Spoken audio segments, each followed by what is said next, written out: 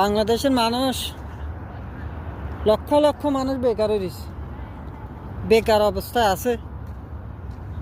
কাজ পাইতেছে না, চাকরি বাকরি করতে পারতেছে না, ব্যবসা বাণিজ্য করতে পারতেছে না।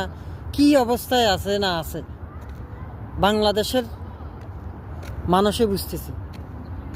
যারা কষ্টে থাকে তারা বুঝতেছে কষ্ট কত প্রকার ও কী কী। কিন্তু আমাদের বর্তমান সরকার এগুলো বুঝে না। আওয়ামী লীগ সরকারের আমলেও বুঝে না, কোনো সরকারে বুঝে না।